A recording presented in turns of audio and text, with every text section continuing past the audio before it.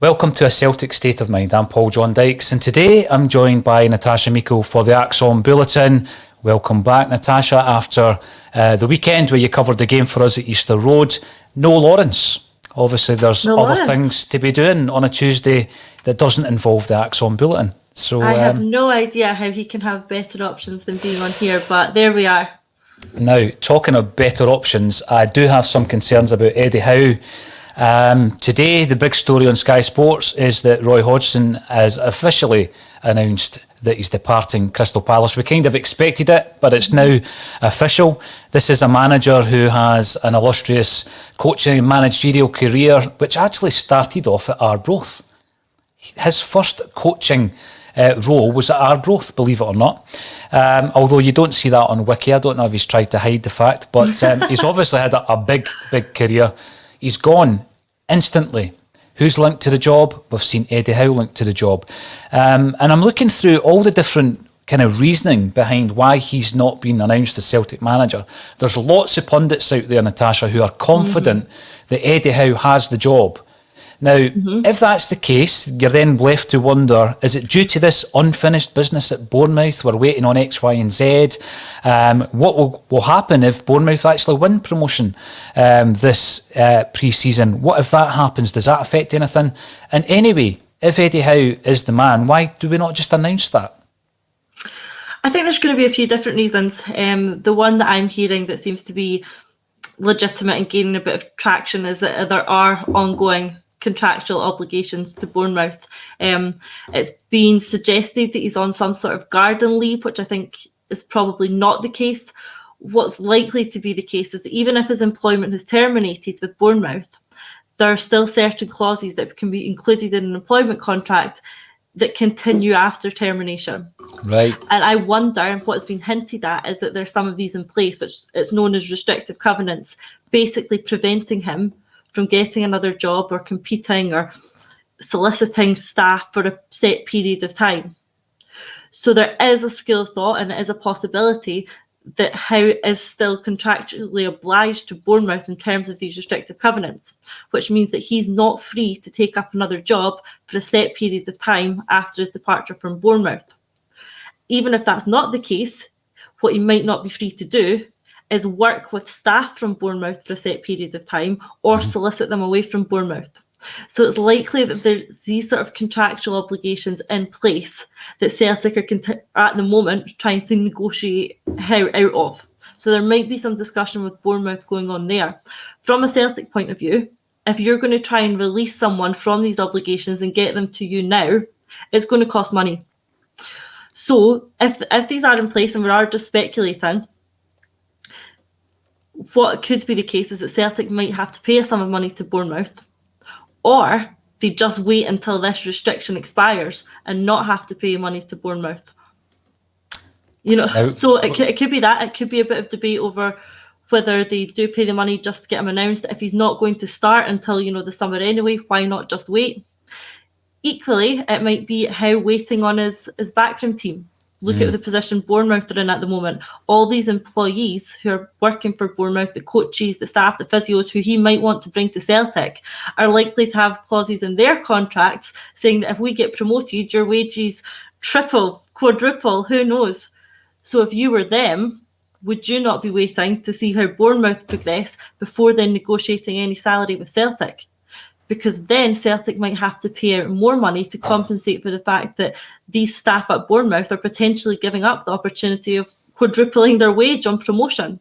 So there's a lot of contractual pieces of a jigsaw, coming together here.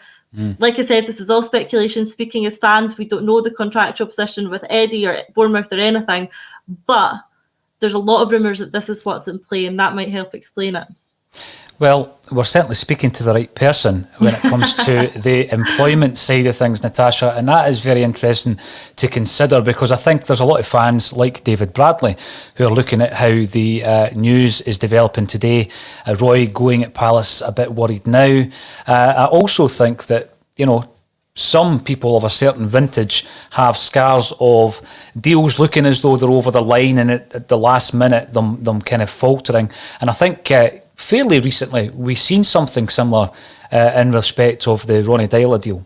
So we didn't expect Ronnie Dyler to be the manager. He was part of a wider plan, and the chap who we had in mind for the manager, and it was Roy Keane back then, that whole deal fell flat quite late on in negotiations. And that's my biggest concern, because maybe it's because of the season we've just had, because normally I'm a very positive individual, but maybe it's because of the season that we've just endured. I'm now thinking, what on earth happens if we don't get Eddie Howe? That is a big consideration for me at the moment. And I'm looking around and I'm looking at, John Kennedy and the job that he has done. Totally uninspiring, if you ask me. I don't think that he would inspire a vast number of the Celtic support. And I've got to also caveat that by saying, Natasha, I don't speak for every Celtic fan out there. But my opinion would be that he wouldn't inspire me, John Kennedy. But we may go so far down the line trying to get our number one option that we have to panic at the last minute. That's my big concern. Is that something that you're considering, or is that just because we've been battered all season and the kind of confidence is quite low? I don't know. It would be very typical Celtic to not get someone over the line at the last minute. We look at, even when we're looking at players, when we're looking at McGinn, we're looking at Tony, we're looking at Turnbull first time round, then looking at Roy Keane when he was meant to be appointed manager, and it was Dyler. For some reason, we seem to get very, very, very far down the line with someone and then it not come off. I don't know why that is. I don't know why the negotiation seems to break down at that stage, or whose involvement that it is that causes such a breakdown in the negotiation at such a final stage, and why it's happening so regularly. I would hate to see this happen with Howe. And I think the concern that the Celtic fans have is all these examples that I've just given. It wouldn't be out with the realms of possibility for Celtic to throw a negotiation that far down the line. And the issue then is, if not Howe, then who? Because there's no real front runner left once we've taken Howe out of the equation. Celtic fans seem to be very set on it being Howe. The media, even within the media, it seems to be like a sort of well-kept secret that it is going to be Howe, and they're simply waiting on an announcement. So if everyone is expecting it to be Howe and it isn't, I don't know where that leaves you. And I think Celtic have let this go on for so long without quashing any rumour, which they could easily do by leaking to newspapers like they do so regularly. They could quash any rumour of Howe if they needed to. They've let it go on for so long, it makes me think it will be fine. And they must know that letting it go on so far and letting the fans' hopes get so high to not deliver Howe now would see even further disillusionment from the fans, and they really can't afford that at the moment. So I think they'll get him. I think it'll just be, like I'm saying, a matter of time. But I can completely understand why everyone's getting a little bit concerned and frustrated at the slow progress, especially when we see other clubs like Crystal Palace making movements.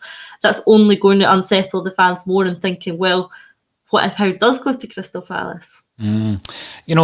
If it's red tape, if we're jumping through hoops and there's an agreement of sorts, although not a contractual one, then great. And I understand why the club can't, liaise with the fan base. But there is a message coming through here from Patrick Murphy now. I know that yesterday's bulletin delved deep into the fans forum and also the communication the club have had with the groups. And some of those groups have made public their dissatisfaction with the actual forum side of things. And that's fine. We won't go too deep on that side of things. But it is relevant to bring up Patrick Murphy, who says, reports from Paul and Kev on fan meetings have given me the fear. Sorry, Patrick. They appear clueless. I hope you mean the club and not us. Maybe a bit of both. Celtic have never addressed how rumours. They're in perfect position to call it speculation if it doesn't happen. The thing with that is we have obviously heard a discussion before one of the games on Celtic TV around Eddie Howe, gave us a wee bit of kind of a boost at the time. Stephen Welsh has also spoken about Eddie Howe in the last couple of days, and that's absolutely fine. But yes, the communication, I've got to say, it's been covered in great depth, so I'm not going to go too much into it, but I was left a bit baffled, I've got to say, because I did expect, not an all singing, all dancing affair with Dominic Mackay, but I did expect far more positivity around that discussion. It was very much like, we're in this situation, how do we get out of it? Now, I know that there's such an amount of things that they can't discuss with fans. I know that. But in such a scenario, I would have expected them to fill us with confidence. And that was the biggest issue, Natasha. I came away from that meeting thinking, are they really as rudderless as they appear? I really hope they're not. And then I think, well, let's say they are. Let's say that, all the way through this season, they were totally complacent. And I think that was the case. They thought they could throw some money at the squad, keep all the top earners and all the top players, and we'll be fine. We'll have enough to beat everybody and win the 10 in a row and everything will be great. And we know what happened. And, we're not going to go through that. There's no post-mortem because we've been doing it all season. Natasha, we know all the reasons why it went wrong. But surely they can't be sitting there thinking, oh, didn't see this happening. How do we sort this? They can't be in a situation.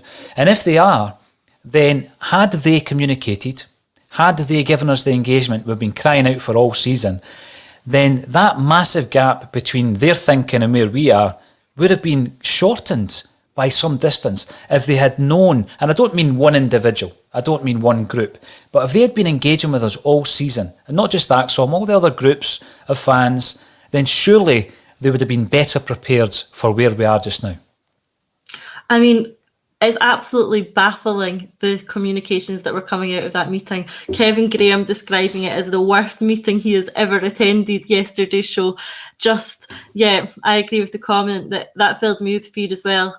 And maybe Mackay hasn't had the opportunity to take hold of it yet. Obviously, we know that he's not in position yet. He's just there to get involved and learn, and it's still Peter in charge. But the fact that Mackay offered nothing at this meeting other than some platitudes and some terrible phrasing really concerns me. The club sort of framed this as a, consultation. They said that they were going to consult with fans on added value. They said that this is going to be a discussion. Why did they not come to the table with any suggestion? Why is it taken till now for them to say, well, what should we do about this? As if putting the onus on the fans. And even then, the fans, in terms of Celtic Shared and Celtic Trust, who did come up with a proposal, they don't appear to be dealing with. That doesn't appear to be on the table. So if they've no ideas of their own, they're not going to engage with the fan groups who did come up with ideas. I don't really see how they've got themselves into this position. We knew that this was coming. Halfway through the season, it began to look very unlikely that the fans were ever going to get back into the stadium. They knew that they were going to need to come good on this added value promise. Why it's taken till now, and they're all sitting around with no suggestions as to what this could be and no information as to what it could be. Honestly, it's mind-blowing. I don't understand how they've let it get to this position and how they think that it's acceptable for it to be at this position. The season's now over. Someone pointed out on yesterday's show, in 6 weeks' time, the direct debits will start coming out for next season.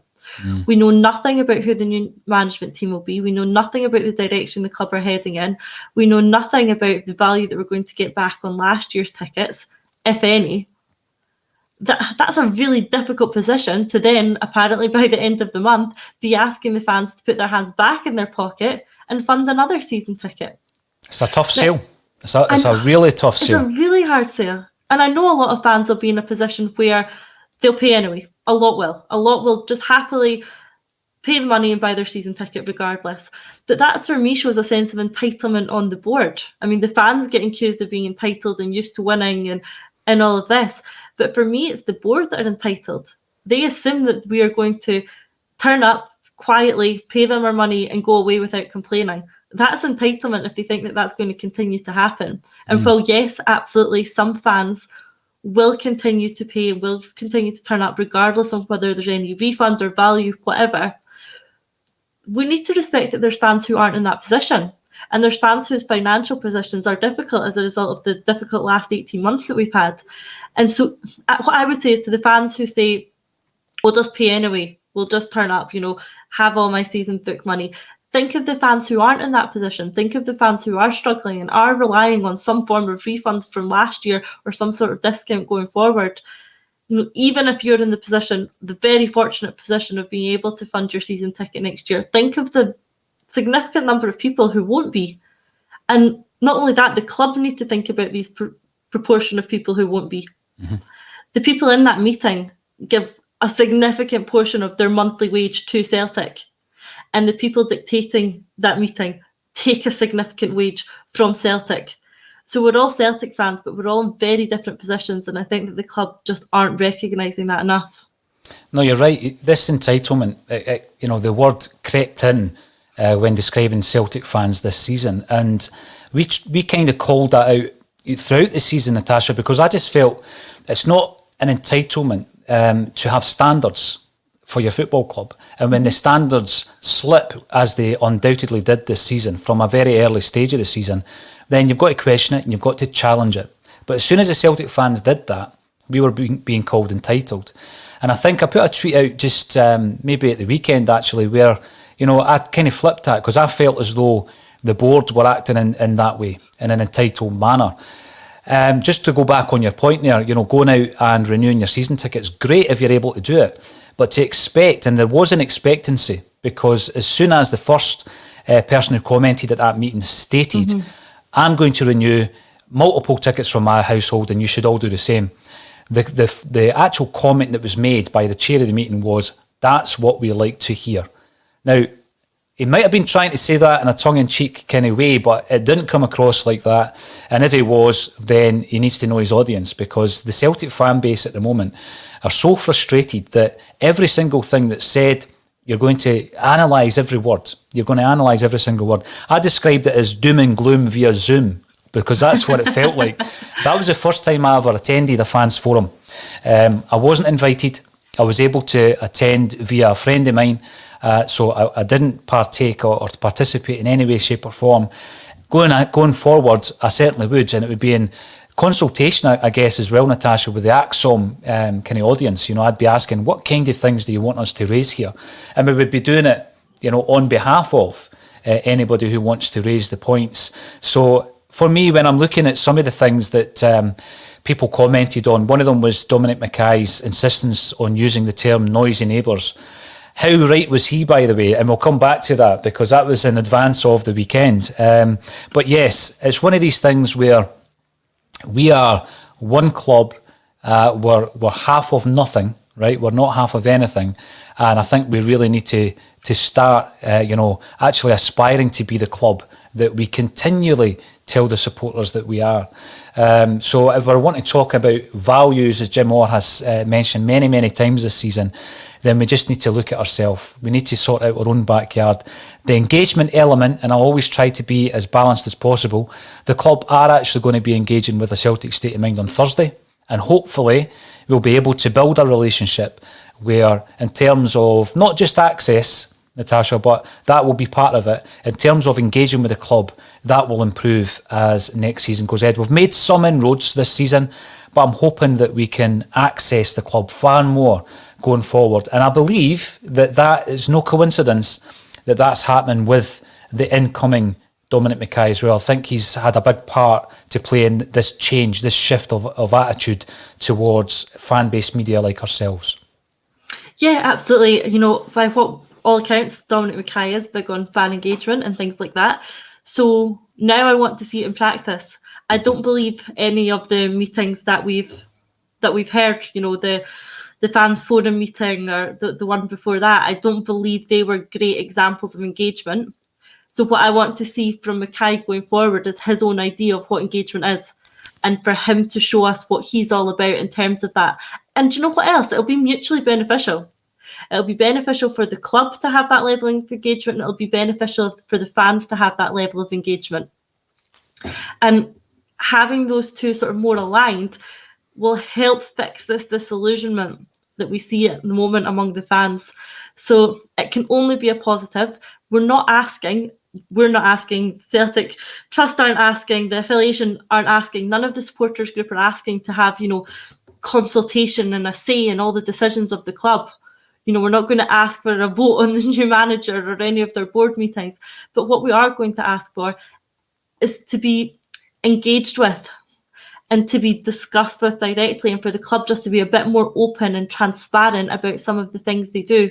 We don't want to find out about it through newspapers and leaked sources and pundits. We want the club to have that relationship with the fans where we do discuss things directly.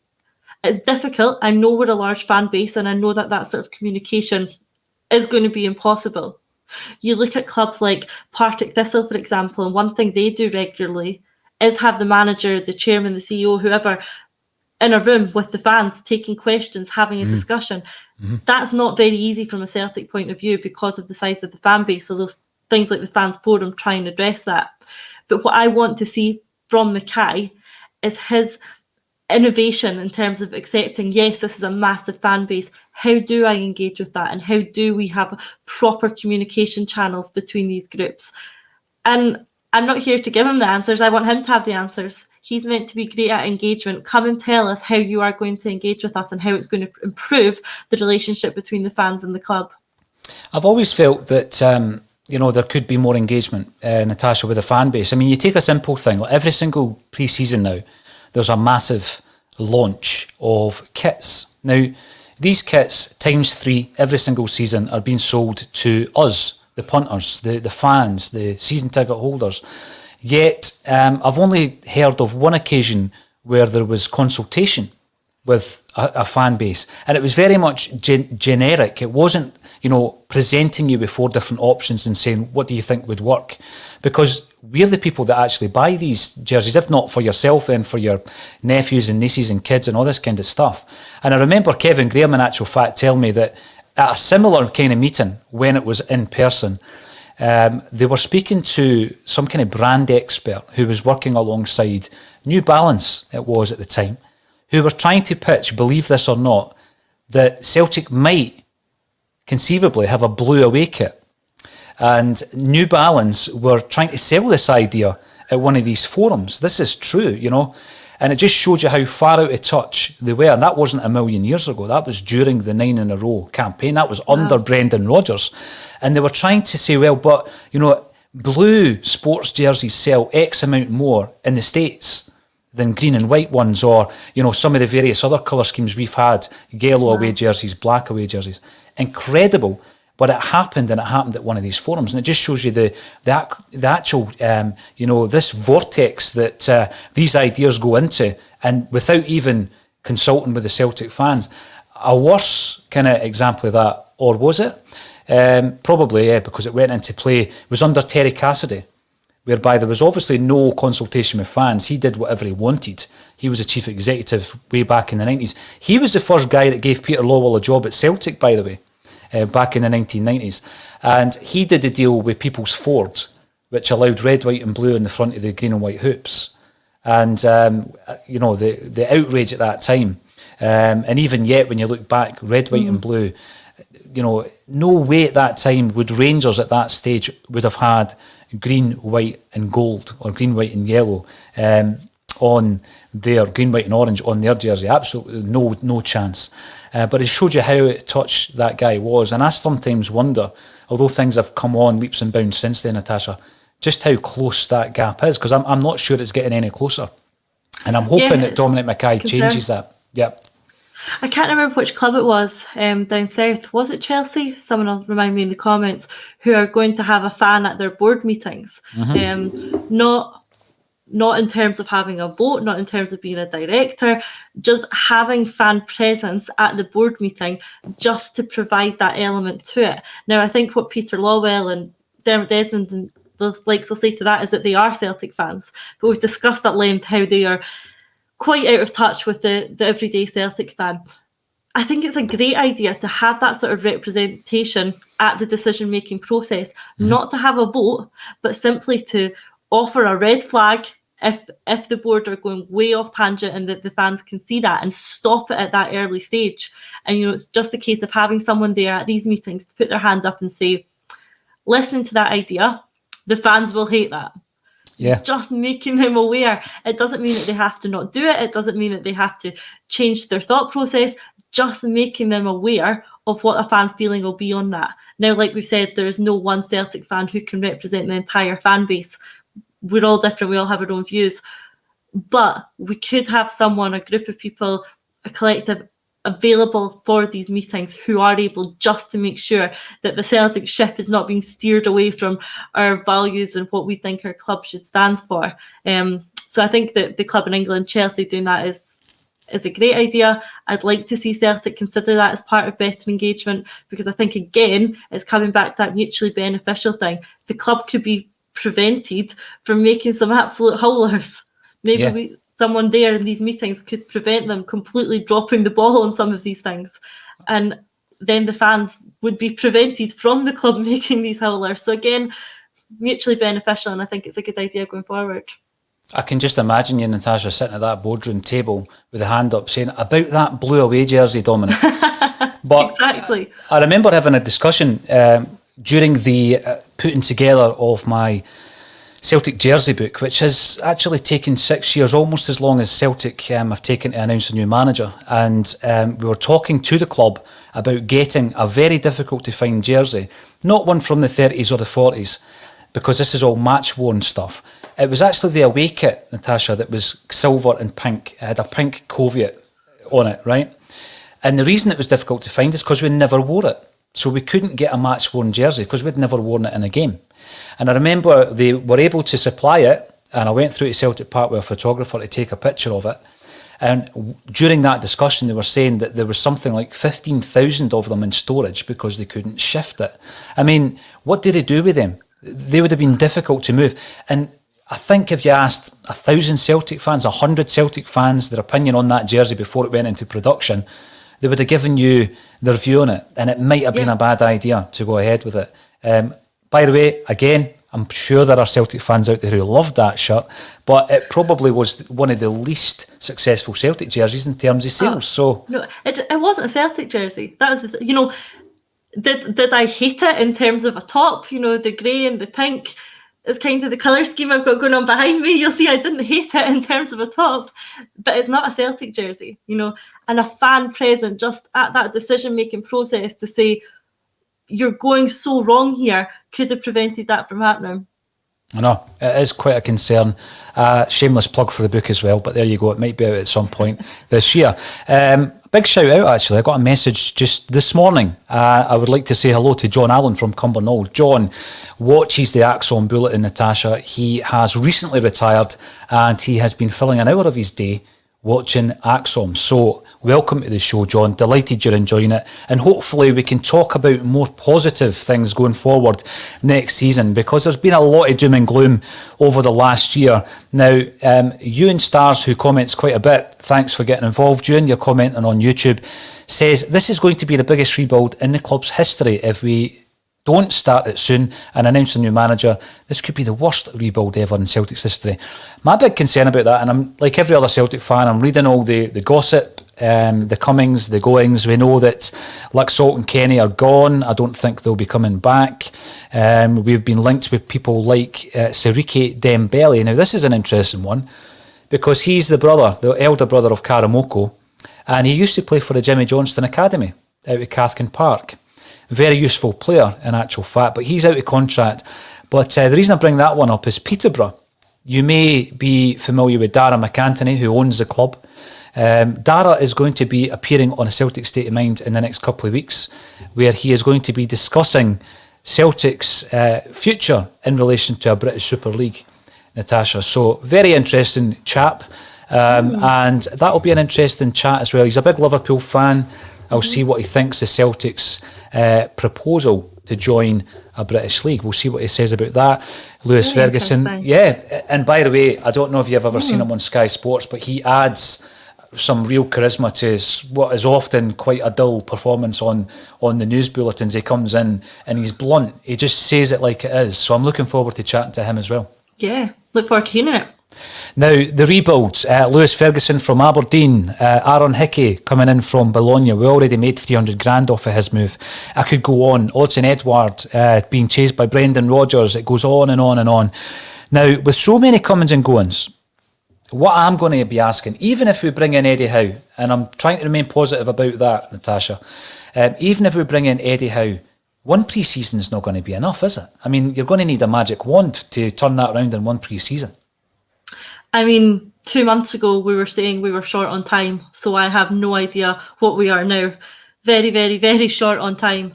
There's far too much needing done before the qualifiers, before the start of next season. And not scaremongering, it's something that's been brought up few times before, this size of the rebuild that is needed is potentially not a 1-year rebuild. And I think we're at the stage that we're going to have to accept that. When you look at the number of players that are going out the door and the number of players we're going to need to bring in, that's going to be very difficult to get right in one transfer window. Not only do we need to find them, we need to sign them, we need to integrate them into a squad, and we need to find a way of making potentially 10 new players play together. That is very difficult, and that sort of thing doesn't happen overnight.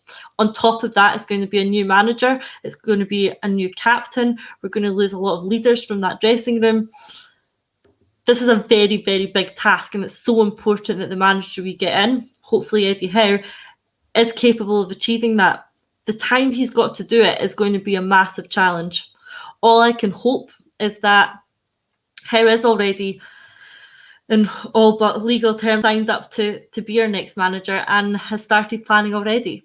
I hope that the minute he is in the door, he is ready to go, not just in identifying players. I hope that's already been done. I hope he's been watching us for the last few months. I hope he's been speaking to John Kennedy and identified the areas in the squad that are going to need improved and players brought in.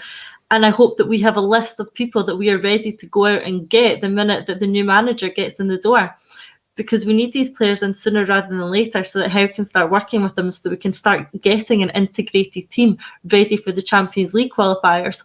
Because before we know it, and how many times has it happened, we're going to go into a qualifier with a makeshift defence. It's going to be Ralston and Welsh and Henry, who knows? Beaton, I know.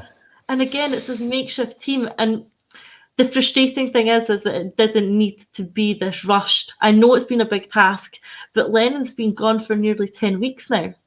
We could have had, if we'd really wanted, since January to start preparing for next season if we'd just made some decisions a bit quicker. So there was no need for it to be this rushed. And the real concern is that we're going to try and do an impossible amount of work in a short period of time. We're not going to hit the ground running when we need to, and that you're just going to start seeing that momentum swing further in the wrong direction, and we need to be pulling it back. We need to hit the ground running the minute this season kicks off, and we've not even started yet. We've not even started. And, you know, just listening to you there, Natasha, I'm thinking back to those kind of early months of the year where it was obvious. I mean, Eddie Howe's on the screen right now being linked to the Crystal Palace job. It was absolutely obvious to Celtic supporters watching this unfolding that, you know, big changes had to be made. But the thing that concerns me most, having attended that fans forum and seen some of the members of the people within the confines of the boardroom in action, they actually didn't see it coming. This is my biggest concern. They thought, and maybe that was because they were drunk on success, or because they were used to this football club who were on their own specific journey and, you know, we'd all had a good laugh at their expense and the hedge at Brecon and everything else that's happened. They will never catch us. We were so far ahead. And this was the attitude and the complacency. And I remember saying quite early on, we've become fat and lazy and arrogant and got loads of stick for saying it. But I wasn't calling anybody fat because of their appearance. I meant this is how I felt the Celtic boardroom was. It was lacking the creativity. It was lacking that initiative. It really was. And I think that now that we're looking back on it, it's easy to say, yeah, we were absolutely spot on there. You know, they're so out of touch. Now, what that then concerns me about is the fact that one man coming in, i.e. Dominic Mackay, would need to be some character in order to change the culture. So you've got the culture, we've spoken about that as well, of a football club. What about the culture of a boardroom? Where, you know, they're so complacent that they don't make the changes, Natasha, because everything will be okay because we're Celtic and, you know, we're dominating and we're rich. Everything will be fine because, you know, their challenge isn't real. Well, it is real. They won over 100 points this season. They absolutely destroyed Celtic this season. And going back to not just the complacency of the boardroom, but last Wednesday was a very, very interesting discussion, which you were part of, where the great Pantheon 1-8, who spoke as though he had some kind of inside track on Neil Lennon's thinking, he also, I felt, was very complacent around about the real challenge. Now, that challenge, the signs of that challenge didn't happen this season. The signs of that challenge happened in the League Cup final when Julien scored a winner against the run of play, when we were under the cosh for most of the game. And, you know, in no other occasion I can remember as a Celtic fan did a goalkeeper play such a part in a victory as Fraser Forster did that day. The signs were there then that this Rangers team were sussing out how to beat Neil Lennon's Celtic side. And it has continued kind of since then. Now, people might say that was one game, we still won the league, we still won the 9, we still won the treble. We did. But what happened was that gave them a jag in the arm. That gave them the momentum to believe in the confidence, to believe what Steven Gerrard was telling them. We can actually beat this side. We can topple them. We can win the league. They started believing it and they started showing it on the park. So the actual rot had set in long time before this season. And I think that's a lot of that is down to the complacency. Did you get that yourself from last Wednesday's discussion, Natasha? Yeah, I did. And it speaks to the complacency across the club, really. And it's so frustrating to say. Celtic should have been so aware of how important this season was to the fans. We've been going on about it for 9 years. The board were in no doubt how much the fans wanted 10 in a row. They knew that. What they should have done was put beyond doubt that Celtic were going to achieve that. Not just be sure that we were going to win it, put it absolutely beyond doubt. And they failed to do that. They failed to appoint the right manager, and then from there it just filtered down. We've signed the wrong players. The manager didn't manage to get a performance out of the team, but it started at the top. It started with the board's failure to put beyond doubt the fact that we would beat Rangers this season. And like you said, the warning signs were there. We warned them not to fall asleep at the wheel, and it's almost exactly what we did. That cup final we got away with. In hindsight, if we hadn't won that cup final, would that have given the board the shot in the arm they needed to recognise the threat of Rangers and go out and address it? On the other hand, I think what they would argue, and certainly what our friend Pantheon argued on Wednesday night, is that they did address it. On paper, Celtic's summer transfer window was what we were looking for. They got in that big no-nonsense centre-half in Shane Duffy. They sorted out the left-back position by getting a full-back from Milan on loan. They got El Yunusi back, apparently £50 million player. They kept their best player in Edward. They kept another best player in Ayer. So they did address, they signed another striker at $5 million or however much he was in Ayeti. They did address the key issues. So the board could sit back and say, we did what we thought we needed to do in the summer to win 10 in a row. They got it wrong. They got it completely wrong. It started with the manager. It's then progressed onto the players, but they got it wrong. And that's where they need to have a bit of ownership and not sit in these fans' forums meetings and say, you know what, we tried, it was a bad season, we'll chalk it up, pay us more money. And I don't think there's been any ownership from the club or any apology from the club that their bad decision-making really let the fans down this season. You're right. You're absolutely spot on, and that's what concerns me, that the same decision-making may go awry this pre-season, and I'm not trying to be negative, but they did seem to place a huge amount of the blame on Celtic fans not being in the stadium and the impact of COVID. And I think time and time again, yourself and Amy primarily were pointing out that, all clubs had to deal with the same scenario. Now, on the one hand, we go on about the Celtic support and how we're famed throughout the land and further afield, Natasha, for what we bring to the club. And we have managed to defeat, against the odds, time and time again over the years, European nights at Celtic Park. There was a time where it was a fortress and people didn't want to come and play us. We could beat teams like Barcelona and we could go on, and the great nights that we've had. And a big part of that, undoubtedly, is down to that energy, that atmosphere that is created by the Celtic fan base. 100%, I get that. But in terms of trying to attribute responsibility or shift blame, if you like, you can't just use those two examples as being the reasons why we fell so short this season. One of the other things that's coming through on your point, Martin O'Neill, it could well be Marty, that used to manage the club a wee while ago. Chelsea, Spurs and Liverpool seemingly have all agreed. Yes, Martin is talking about getting the fans' representation in the boardroom. Again, it doesn't necessarily mean you've got a place on the board, but you are assisting that liaison between the fans and the club to say this is a good idea, this is what the fans are saying. So, yeah, I think it's the way forward. Another thing I've mentioned a few times is that, as well as the supporters, and we've obviously been suffering for the last year, a lot of the ex-players, Natasha, have also been suffering. And where would Celtic be without our ex-players? And I think that one of the things, if I do get the opportunity, and if I don't, then I'll make the opportunity to make the point that Celtic really need to embrace and modernise the Former Players Association, because I've heard some horror stories about players who have played for Celtic with distinction, successfully over a period of years and decades even in some cases, and these players really suffering through the last year. And you ask yourself, what do we as a club do for them?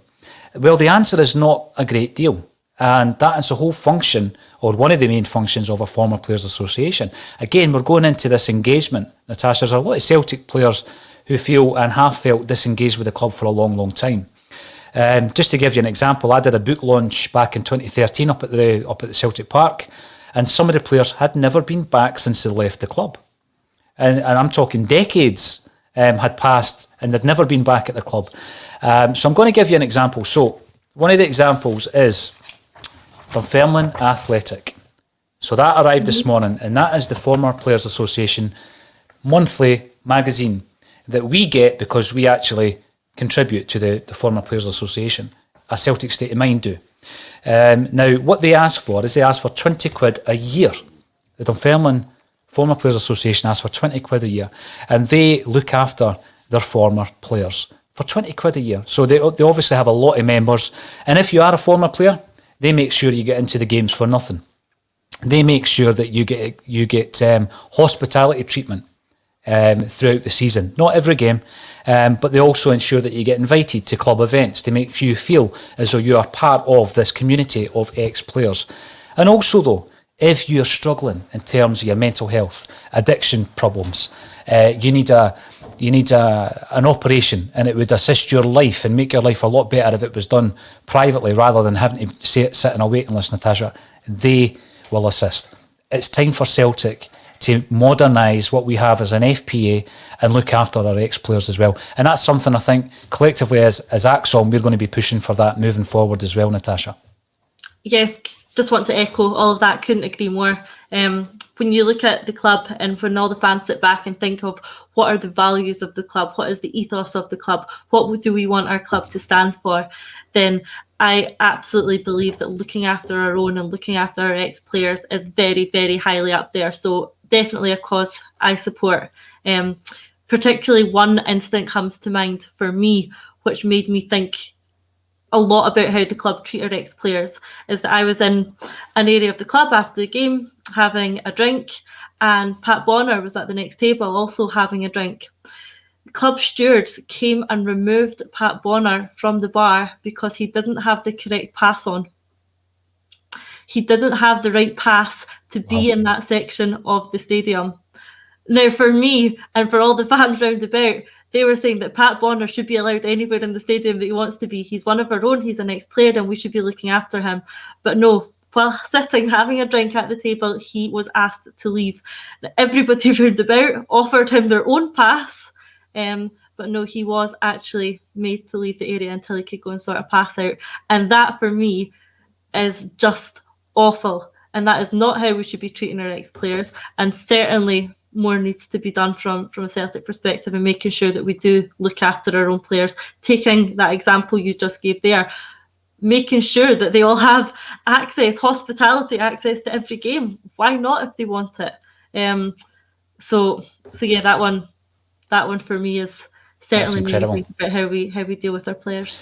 That's incredible. I mean, Pat Bonner, Jockstein's last signing at Celtic, he made over 600 appearances for the club over 2 decades. That's incredible to hear that story. That's the first time I've heard it. I mean, what I would expect is any Celtic player, any ex-Celt or a widow of an ex-Celt should be able to turn up at the reception at Celtic Park and be led down to a wee office which is inhabited by the FPA, and they can talk in confidence, or they can meet up X amount of times a week in the park, in the stadium, in one of the lounges that isn't being used during the week, Natasha, and you know, there would be someone liaising. I mean, how many liaison officers would you require for ex-players if we've only got one for our millions of fans all over the world? We've got one liaison officer for the fans. You wouldn't require more than one liaison officer for ex-players, and I think it's something the club really needs to look at. Now, David Turnbull, when we look back on this season and we think, well, what do we remember positively about this season? I don't think anyone would argue that David Turnbull is one of those. We went for the 10, we lost the 10, but we found a 10 in David Turnbull. He has been named the PFA Young Player of the Year. Surely he will be named in Steve Clarke's squad for the Euros, Natasha. Yeah, I absolutely agree. I think he must. When you look at some of the players that have had to drop out of the squad, McBurney and McLean, and there are gaps there. I know James Forrest will go in and fill one, but I think that when you look at what Turnbull's achieved this season, Turnbull has to be one of the names in that squad, and I'm sure he will be. Maybe controversially, I was surprised that he was named Young Player of the Season. I was surprised at the shortlist, first of all, and I was surprised that Turnbull won it. Turnbull, for us, has absolutely been a shining light of the season. It's been one of the only positives, and seeing him come through does give us a glimmer of hope for next season, that we do have one player there who has the potential to go on and be the first name on your team sheet. But he only played half of a season. Not his fault. Probably the fault of the last management team. He only played half a season. He had a couple of very, very good games at the start of when he started to break through. Then to me, he did go off the boil a bit, but largely so did the whole team. For me, what Turnbull has is bags of potential. Loads and loads of potential. And a new manager, someone like Eddie Howe, I think can get a really, really, really good player out of Turnbull. And I think he does have the potential to go on and be like our next Stuart Armstrong. He's not there yet, but what's exciting for me about Turnbull is that I see that potential in him, and I hope that he can go on and achieve that. But yeah, in terms of the Scotland squad, he has to be in there. He does. You know, we talk about unearthing talent and, you know, developing players. And when you look at David Turnbull and what he's done in a relatively short space of time at Celtic, you think to yourself, well, he is one of these homegrown talents, not homegrown in such that it came through our academy. But, you know, we've got to look at the Scottish market for various other reasons we've already discussed. And I think he's the shining example of what can happen if you scout the market properly. It came up again last week in the same discussion that you were part of, whereby there was a claim that the reason Neil Lennon didn't play him for a large section of the season was it was part of his recuperation. But, you know, ACSOM also understands that in actual fact, the transfer of Turnbull and the fact that we were determined to get him, even when that injury was flagged up during the medical, was that there was a real paranoia by Peter Lawwell and others that we were going to miss out on Turnbull, and there would be a McGinn-like kind of issue whereby there's a Scottish talent who may, you know, get back to full fitness and go and prove himself elsewhere. So in terms of him being a Neil Lennon signing, I'm not sure. I can't say for certain that he was a player that Neil Lennon was looking to sign and thereafter decided to play sparingly due to his recuperation. I didn't buy that at all. No, me neither. It sounds like a great excuse for someone who is trying to point the finger of blame at this season at anyone other than Neil Lennon. I simply think that Lennon, Kennedy, Strachan didn't give enough opportunity to players like Turnbull and Sorrow. I think that was it. I think they realised far too late that we needed to mix it up a bit. I think that they decided to stick with the tried and tested team, that tried and tested midfield. There was a lot of sentimentality about the refusal to drop Brown, and I think it was that reason that Turnbull and Sorrow didn't get their chance. I think that's the only reason. And once they did start to get their chance, then we saw the benefits of that. For some reason, Sorrow dropped off a bit, but Turnbull was sort of kept in and around the squad. Obviously, with Brown now departing, Christie likely departing, we're probably going to see over the summer and the qualifiers at the start of the new season, Sorrow and Turnbull, perhaps, hopefully with McGregor being the real sort of shore of that midfield. Well, you mentioned Scott Brown, so that was a nice bit of linkage. You were one of few that actually seen live his final game for Celtic. It was a disappointing game. It was a bit of a boring end of season kind of pace. Not a great way for Scott Brown to bow out, but regardless of what happened this season, you've got to look at Scott Brown as being a modern day legend of Celtic Football Club, and it will be interesting to see him coming back as an Aberdeen player. Interestingly enough, Shea Logan has left the building, but that's probably because Bruni has joined and chased him out the building. When you look at Scott Brown, do you think we should have done more to keep him at the club? And I don't mean as a player playing 40 games a season, Natasha. I think in these uncertain times, he would have been a good influence on the changes around about Celtic Park in terms of the amount of people that are coming in that don't know the club, that don't get the club. I mean, we use Tommy Burns as an example, not comparing Brown to Burns. What I'm talking about is he used to explain to Celtic players coming to the club what the club was about, what the standards were, what the culture was. One story I heard, it was actually at a Tommy Burns supper, and it was Alan Ruff was telling the story that he got a move to Celtic very late in his Celtic career, in his football career rather, where he moved from Osasuna to Celtic very late. So he'd had his career with Thistle and Hibs, and he was no longer playing for Scotland. But Celtic had a crisis in terms of the goalkeeper because the aforementioned Pat Bonner was injured. And we brought in Ian Andrews and it wasn't working. We brought in Alan Ruff. And Alan Ruff went up to Celtic Park, and it wasn't a director and it wasn't a manager who was waiting for him at the front door to welcome him to their club. It was Tommy Burns. So when I'm thinking about Brown, Scott Brown, I'm thinking he knows this club. Having been there for 14 years, he knows the ins and outs of this club. And I still think we might rue the decision not to keep him there for at least another season. Oh, yeah, I couldn't agree more. And it's something I've said on here plenty of times that Scott Brown is going to be a massive loss off the pitch. In terms of what was offered to him and what Aberdeen offered, for some reason, the Aberdeen role was preferred to him. He said that it was the right time, a new challenge, that assistant manager's role. Clearly, whatever Celtic offered wasn't appealing enough to Scott Brown, and ultimately it was his decision. That leaves me to consider, what did Celtic offer and why wasn't it appealing enough? But, you know, that's a debate that we'll never know. Scott Brown, I think, would have been invaluable going over this sort of transition period, this period of instability that we're coming up to, the amount of players going out, the amount of players coming in. We're losing our CEO, we're losing our manager, we're losing our captain.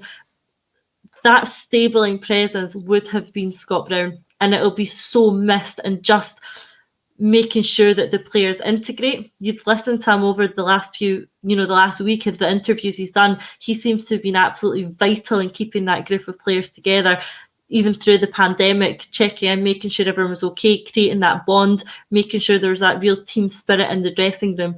With so many new players coming in, that's going to be a difficult task, especially without Scott Brown.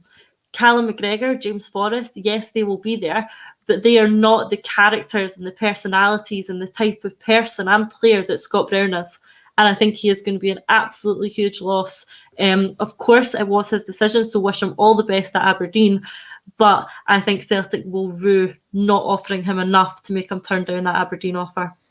I just look upon it, like you say there, it's almost as if we've lost three heads of department all in one full swoop. Peter Lawwell, Neil Lennon, Scott Brown. And if there was one that could have stayed, I reckon that, Scott Brown could have. And, someone is coming in. Actually, we've got a comment here from the underwater cabbage salesman. Welcome to the show. No, Scott Brown was physically past it. Robbie Smith points out that he still wanted to carry on playing. He wouldn't get that at Celtic. I think, he wouldn't certainly be getting 40 games a season, Natasha, but he could have been there as part of the squad.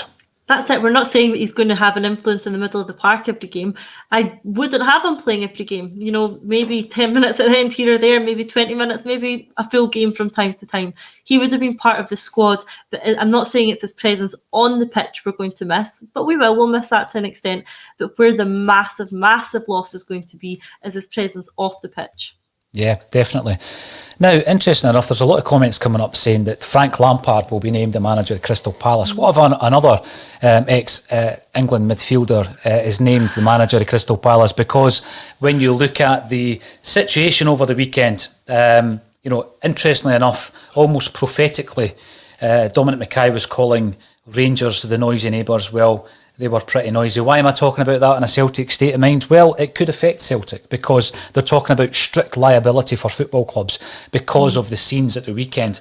And you're sitting and thinking to yourself, well, it wasn't us. But when you look at these large-scale situations of disorder, then they're going to use it as a blanket. Natasha, if any changes are made in terms of liability for such carnage, because that's what it was, they'll start hitting clubs and it'll be full liability, strict liability, which means that you then tar everybody with the same brush.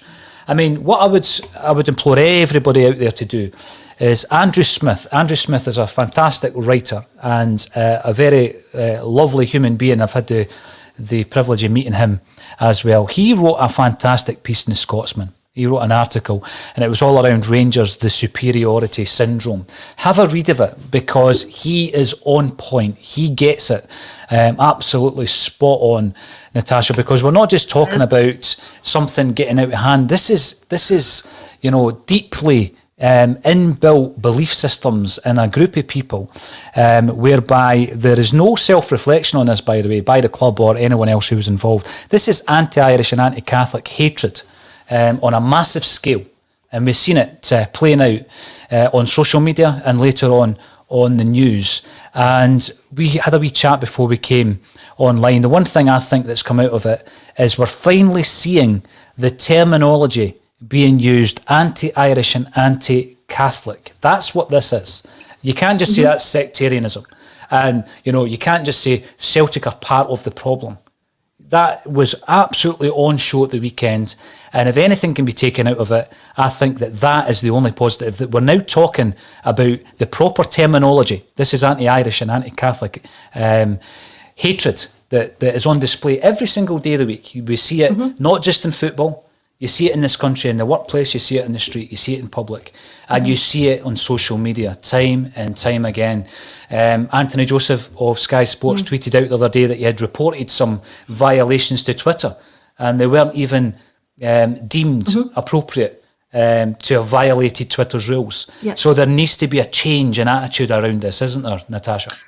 I think that's right, and like we talked about off air and on air, the only positive we can take from this is that now people, politicians, journalists, the police are starting to realise that this isn't something that they can simply brush aside as sectarianism. They're starting to use the proper language. They're starting to call it out for what it is. It is anti-Catholic, it is anti-Irish, and they're starting to use those terms. And that's a small step forward in having it dealt with appropriately. And I hope we do go forward and see it dealt with appropriately. There is this horrible lingering narrative that, it's just a minority and they're not real fans anyway. That's just not an acceptable narrative to try and peddle by saying that, they're not real fans anyway. That's just an attempt by one group to distance themselves from a horrible element of their group by saying they're not part of this group anyway. That's a failure to take ownership of a problem that's symptomatic of your group and symptomatic of the wider society. We can't have that sort of brush aside, it's just a minority. What we need is for everyone to take account and to acknowledge that this is a significant problem within a group and within society and deal with it properly. And only by having everyone deal with it like that, face on, accept it for what it is, call it out, are we going to start to see it eradicated. And until we do that and until we start dealing with it properly, it won't be. This weekend, I think we've seen a slight shift in seeing it, the beginnings of it being dealt with properly, but let's just hope that that's followed through. See, when you look at that unfolding, and unless you're part of, and it's often called the Goldfish Bowl of, Glasgow in terms of the Celtic Rangers divide, and you're looking from afar, I don't think people realise the extent of the issue up here. And a lot of players are shocked when they come up to Scotland, and a lot of them can't handle it, and a lot of them don't perform for the respective sides as a result of these issues. One concern, I guess, would be that it's going to be hard to attract anyone into that Goldfish Bowl because Celtic are constantly tarred with this, this tag that we are, for some reason, part of something. Obviously, the tweet came out, we're not half of anything. But, when it comes down to broadcasting, for example, the broadcasters want Celtic and Rangers. If it ever comes down to a British Super League, that league will want Celtic and Rangers. If you're someone who is a football manager looking at the job at Celtic, does this actually change your view on coming up? Do you think it becomes less of an attractive proposition? I'd hope not, but you hear people talk about it. One springs to mind is Paul Lambert, who says that he wouldn't come back to this Glasgow bubble. And yeah, imagine you're Eddie Howe sitting wherever he may be right now, looking at the horrible scenes we saw in Glasgow over the weekend. Do you want to move into that environment? Do you want to bring your family to that environment? I obviously hope that it doesn't change his perception, but as an outsider looking in, as he is, I just worry that this perception of Glasgow and of Scotland is completely tarnished by an element of support who behave like they did at the weekend. And it's not only a horrible reflection on Rangers fan base, it's a horrible reflection on Scottish football fans and Scotland as a whole, not just to potential managers like Eddie Howe, but to any visitor looking to come to Scotland. Just has to look at those scenes from over the weekend, and it's a horrible indictment of where our society's at, and we really need to eradicate it. Yeah, the world is watching. The world was watching, Natasha, and it didn't make for good viewing, that's for sure. Now, it's been an absolute pleasure, even though we were stood up by Lawrence. He might come back next week. Yeah, I'll need to see if his diary allows that. Natasha, let's see what the next week holds. We could be sitting here talking about a new appointment. Let's hope that is the case, and let's hope that it's Eddie Howe. Thank you, everybody, for getting involved on the YouTube, Twitter and Facebook channels. And thank you, Natasha Meikle, for joining me on A Celtic State of Mind.